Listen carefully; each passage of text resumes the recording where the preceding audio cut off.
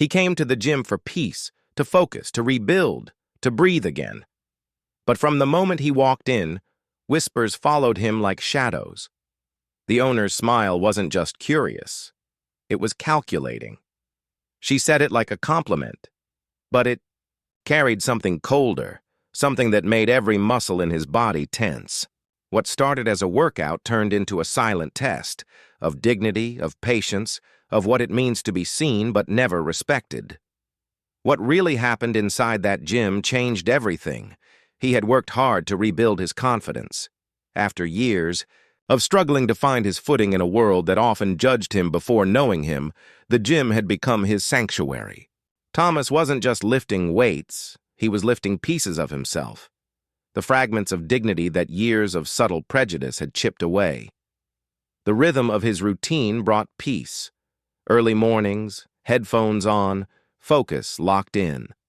When a new gym opened on the other side of town, sleek, spotless, and promising a family atmosphere, he joined, hopeful for a fresh start. The owner, a woman named Rachel, greeted everyone with polished charm and a voice that carried authority. At first, she seemed kind, too kind almost. Her compliments lingered longer than they should. Her eyes followed his form like a spotlight, and her laughter had a sharpness that didn't sound friendly. Thomas brushed it off, the way he'd learned to his whole life, pretending not to notice, telling himself not to overthink. But something about the way people looked at him in that gym felt different. It felt as if he didn't belong and that his presence posed a challenge. And when Rachel leaned a little too close one morning and whispered words that felt less like flattery and more like a trap, he realized this wasn't just another gym. It was a stage, and he was being watched. At first, Thomas tried to ignore it. He told himself it was all in his head, the glances, the half-smiles, and the whispers that stopped when he walked by. But the more he showed up, the heavier the air around him grew. Conversations paused when he entered the room.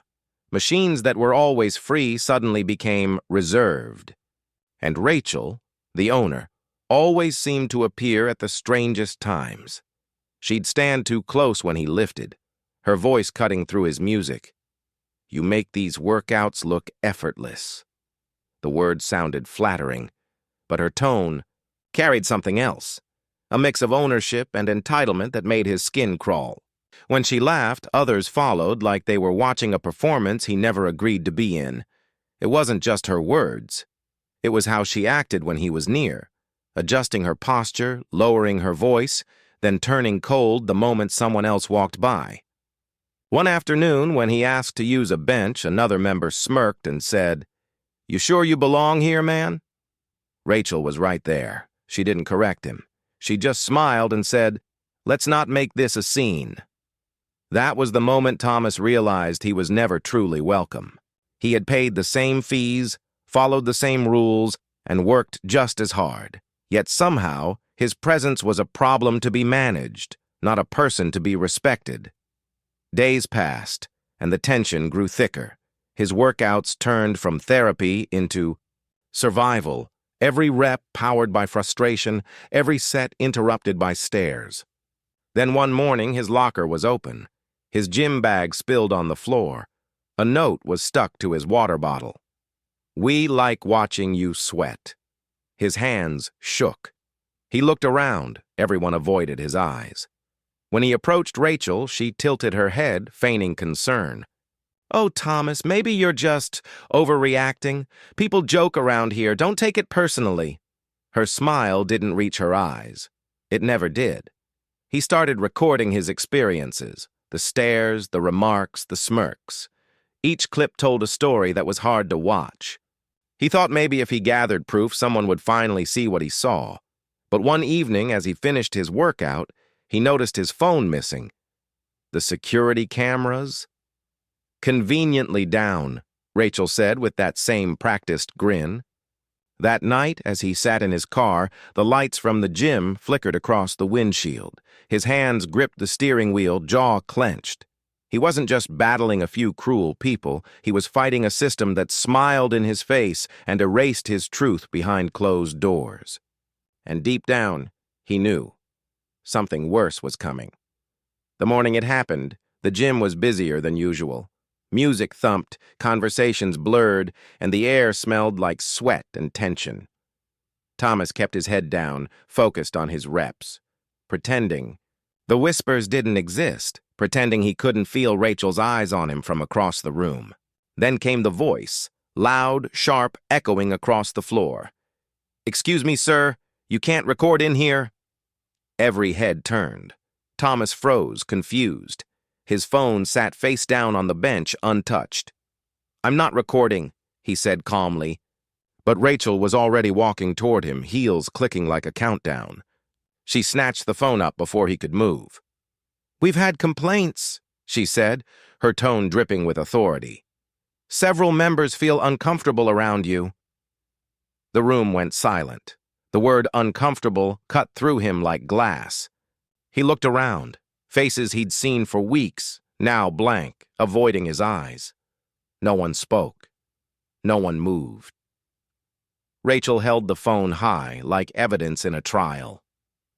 "You've been filming people without consent. That's harassment, Thomas. We're calling security." His chest tightened. "That's not true," he said, voice shaking. "You deleted my videos. You know what you've done." Rachel's smile faltered, just for a second, before she turned to the crowd. "See what I mean?" she said, her voice trembling just enough to sound believable. "This aggression, it's exactly what we were worried about." Phones came out, cameras flashed, but this time, they weren't his.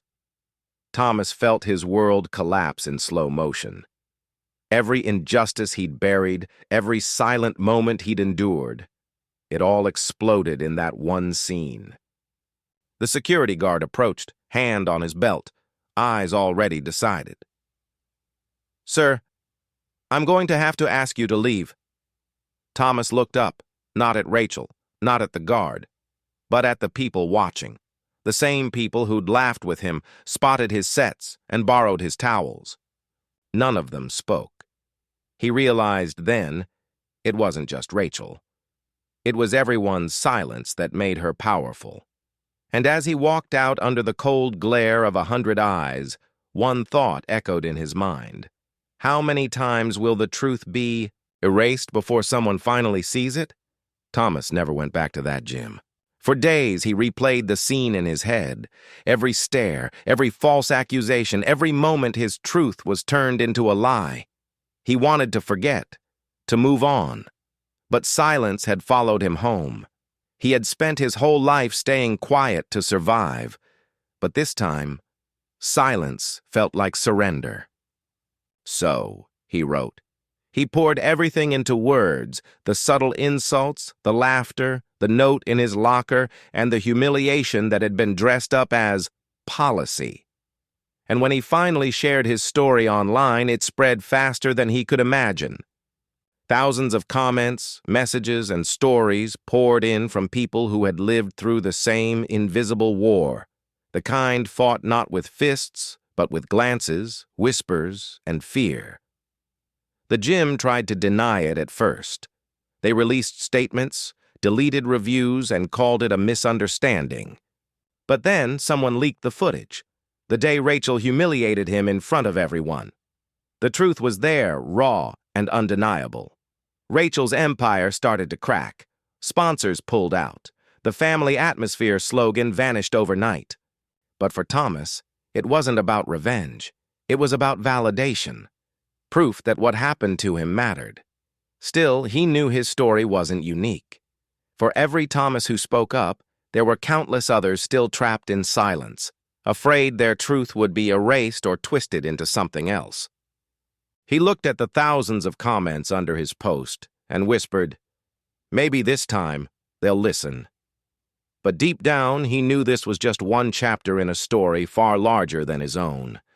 A story written into the walls of workplaces, classrooms, and gyms all across the world. And as his post continued to spread, One question echoed through every share, every comment, every heart that read it. How many more truths will it take before respect isn't a privilege, but a right?